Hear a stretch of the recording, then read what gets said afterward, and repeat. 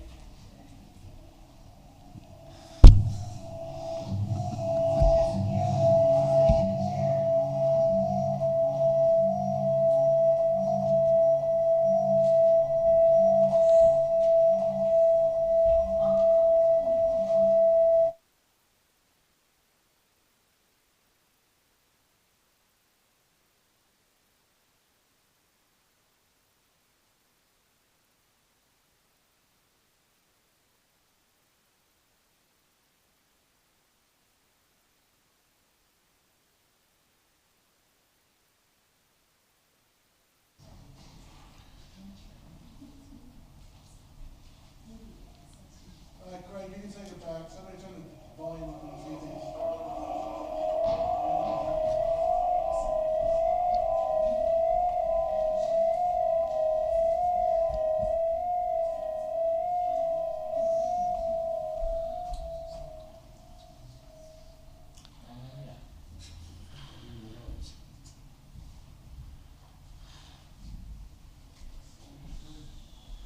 Okay, apologies everybody. I think we're good now. All right.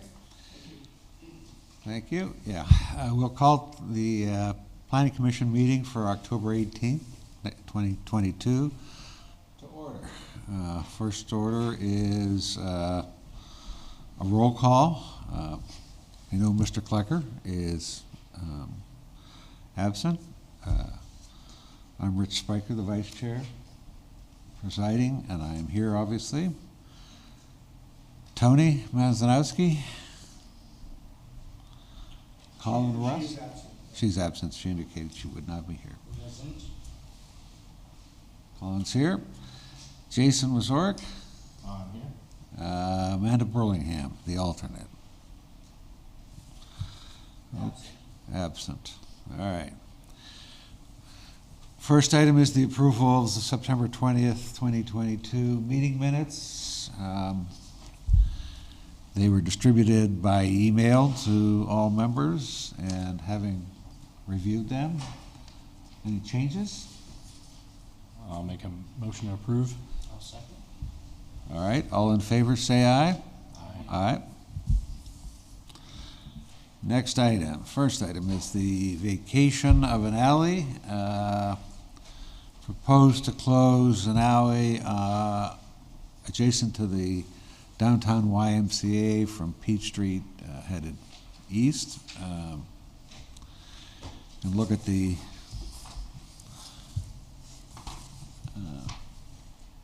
plot plan and a photograph showing that it's an unusual one where it runs underneath an area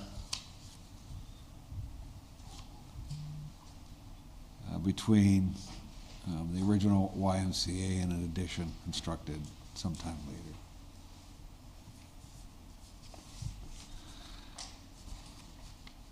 The city has notified all the utilities as to inquire whether they have any lines running through there, and none responded that they did, to the best of my knowledge. Is that right? That's correct.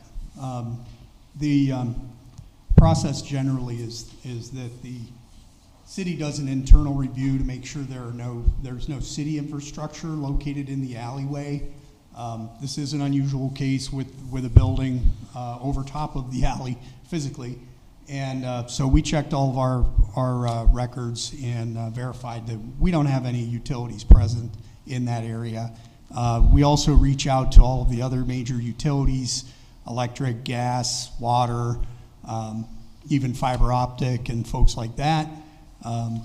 We've actually got responses, no water lines, no gas lines, no electric lines, so no utilities present there at all. So it seems pretty clear at this point. And the recommendation from the Department of Public Works is that we do vacate that portion adjacent to the YMCA properties. The rest of the alleyway, as you can see from the map, there is access to the rest of the interior of the alley, so it won't be cutting off public access to that interior area. Okay. Do we have any, sorry, can we comment? Do we have any indication as to what their driving purpose is for this? I mean, it will remain public access for whatever reason? It's not gonna be gated off, anything like that, do we know? I think that the intention is to restrict access to that area where the building is, where the alcove is. There has been some issues apparently with folks kind of hiding out in that area or squatting in that area, and the Y would also like to use that area for storage of some of their materials, and their employees do access the building, I think, through that area as well. So there were some conflicts there with some of the things that were going on.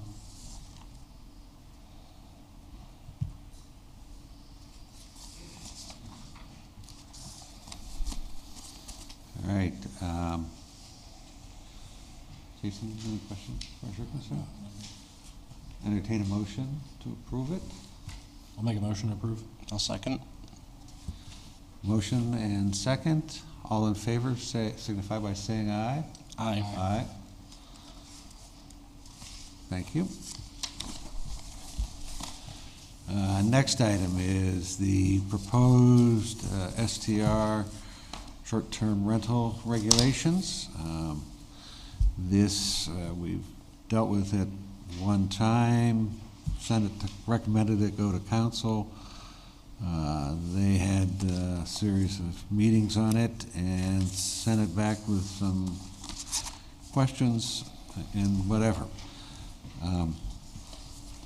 So we've discussed this over the past several months. Jake, can you summarize quickly any changes from what we had recommended before? Or are they show up as the highlighted portions? That's correct. The original draft of the amendments to the zoning ordinance that would essentially, it would create the use, the short-term rental use, which it's been determined is different from your typical single-family dwelling. So the state Supreme Court had said if that's the sole use of the property, then municipalities need to name it and define it and designate where it's permitted. So the city began that task of researching the use and what other municipalities were looking into as far as regulation, reasonable conditions to set on that use, looked at the various types of zoning districts that other municipalities were allowing the use in, and a set of draft regulations was reviewed by the City Planning Commission. I believe it was about a year and a half ago. We did have a public hearing on that initial draft, and subsequently a couple of modifications were made to the draft last year, and there was another public hearing towards the end of the year to go over that revised draft. We have since made further revisions, which are highlighted here. So the original, this is the original draft, all of these areas. We did realize there was a conflict with some of the definition and conflict between what's termed a dwelling and not, so that was added. Most of there were no changes, suggested changes to the zoning districts, the designated districts that the use would be permitted in. The additional conditions essentially are what the latest amendments address, and these I think these were changes that developed by the city solicitor's office, and really kind of trying to capture all of the information that was gathered at the public hearings. And also because some time had elapsed, and now more municipalities have essentially created these types of regulations. When we first started working on this was still pretty new in Pennsylvania, and there were not a lot of regulations out there to look at, to try and see what the best practices were. So we do have the benefit of time to review some of the latest, greatest, and that's what most of these highlighted conditions, they're based off looking at some of the newer regs that we've seen in other communities.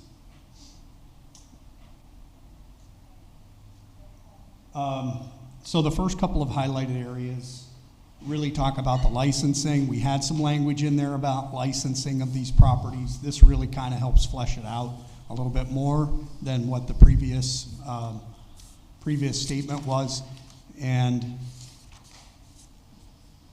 these properties will be licensed just like any other residential rental property in the city of Erie, which at last count, we have over 10,000 properties that are registered in the city's rental program, over 20,000 units that are registered in the rental program right now. That, you know, some of those parcels and properties, you know, contain multiple units, as you would expect, but over 20,000 rentable units right now that are registered in the city's rental program. We also wanted to flesh out the property management aspect for these properties, that we do have a 24/7 contact person for any one of these properties. It's important. This was, I think, in response to saying, hey, if there's an issue there, we need somebody local or somebody that we can get a hold of at all times. Where we haven't seen, so like under number 7, you can see there's, you know, some essentially quiet hours. Honestly, I'm not aware that we've had lots of complaints about behavioral issues at any of the rental properties that we are, just in general. Rental properties, sure, you're going to get those, but it's not a tremendous concern. But this does address that, and it's reasonable. I think that these hours jive with the city's quiet hours for residential districts. The guest book was kind of a previous recommendation.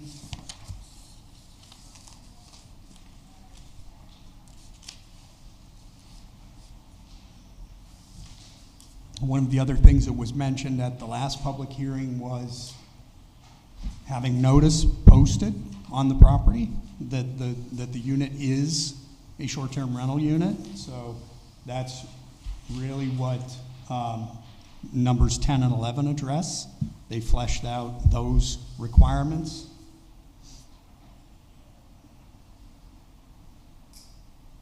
And all of these latest recommendations, or, you know, additional conditions, I would say, just help to strengthen the whole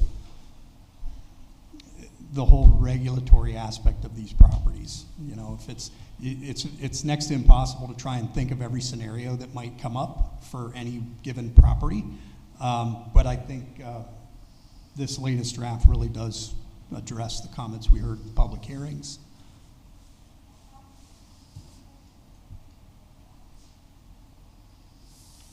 One of the items that was also add-on was number 5, and this was discussed a little bit at the last Planning Commission meeting as to whether or not that might be a little bit too restrictive. The city does have a burning ordinance, so, you know, recreational fires are permitted. They're regulated by the fire department as far as the size and location of them. I did mention the Planning Commission's comments to the city solicitor, that maybe they may have felt this might be a little bit too restrictive. He did not seem to have an issue with removing that from the draft. So if the Planning Commission was going to take action on this, we could certainly recommend with that amendment that be removed. All right. Thank you. comments from any of the commissioners? Yeah, I was just going to ask, can you maybe elaborate a little bit as to why this is being taken through this channel, particularly with respect to the R1 and R1A, looking at it through zoning versus the other channels, typically with some of the rental, some of the enforcement opportunities that come from looking at it through the zoning and the special exception? Sure. We've, the very first draft did outline that the R1 and any of the properties that were in R1 or R1A, which are lower density residential neighborhoods in the city, that they go through a special exception approval process. I'll steal Ed's line that our solicitor, that a special exception is neither special or an exception, but because you are required to meet the conditions. The special exception process requires the applicant to present their property to the zoning hearing board and essentially demonstrate that all of the conditions in these regulations are going to be met. Once that is done, the zoning hearing board is essentially obligated to approve it. The good thing about that process is it's an opportunity for public comment to be heard because it is a public hearing in front of the zoning hearing board. So neighbors could conceivably stand up and voice their concern with having one of these in their neighborhood? Absolutely, yeah. Any public comment would be heard at that time during the hearing. It's different from a variance hearing. That a special exception review is not asking to get consideration or relief from any of the requirements of the ordinance. The obligation of the applicant is that they demonstrate that they meet all of the conditions set forth in the ordinance. So it's an unusual step that is in the municipality's planning code in Pennsylvania, but really the bottom line is it provides an additional opportunity for public comment. Great, thank you. Are we inclined to recommend this to City Council? Do we want to strike the fire pit? Yeah. All right, then I'll make a motion that we forward it to City Council for further consideration with the recommendation that paragraph 5, or B5, relating to the use of the fire pits and open fires be stricken.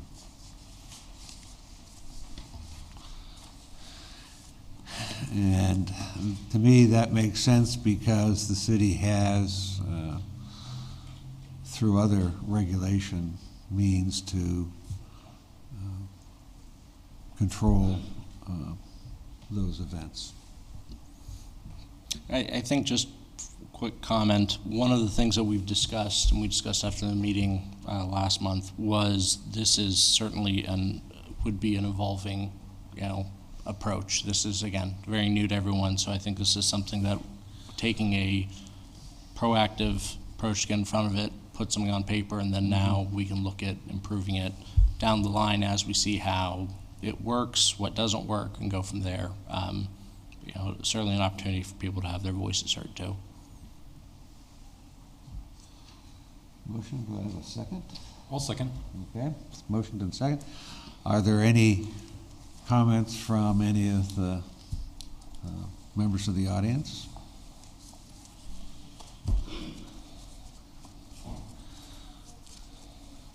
Please identify yourself. Liz Allen, Erie City Council President. Do you want my address too? 407 Lincoln Avenue. I just wanted to say I really appreciate all the hard work that has gone into this, and to hear the public comments incorporated into this is really helpful. I mean, it's like an affirmation that public comments work. So I know one of the things I had when are you going to act on this? When are you going to act on this? And knowing that you were acting on this and working really hard on it, the context that Jake presented, that other municipalities have moved forward, I just want to thank you for all your hard work. I know we'll probably still have additional public comments, but the R1 and the R2 special, the request, I think, is a way that we're going to address, not me personally, but address some of those concerns. Anyhow, thank you for all your hard work. And I know one of the things, I had been asking the city solicitor about this for a long time. One of the things I kept saying, couldn't we grandfather, shouldn't it also be grandmother now? Anyhow, grandparent something in. And he explained to me, I think it was in Summit Township, the reason they were able to grandfather in some existing short-term rentals was because they were allowed everywhere. And then they went back and said, no, you can only do it here. And the explanation of what the Pennsylvania Supreme Court decision is something that has been talked about, but sometimes kind of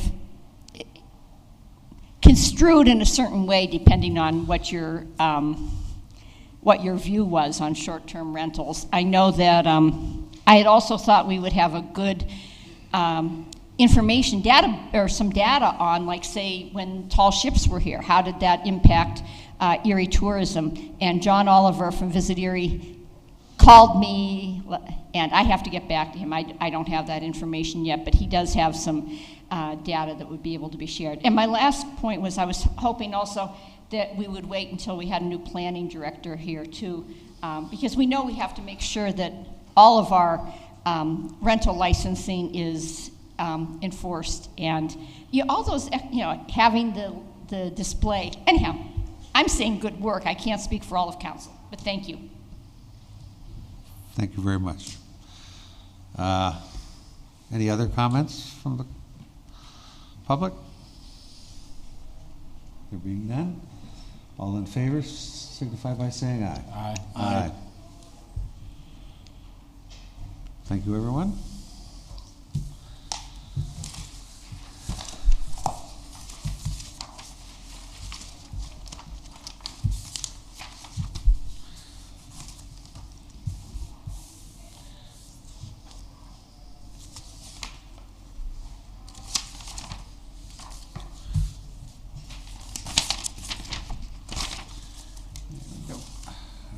Last item, planning and neighborhood resources, activity updates.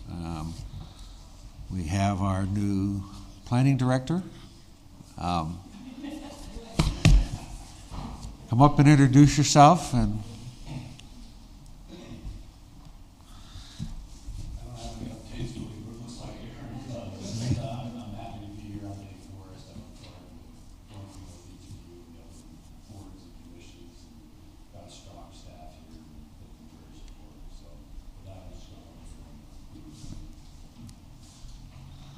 thank you. Welcome to Erie. Is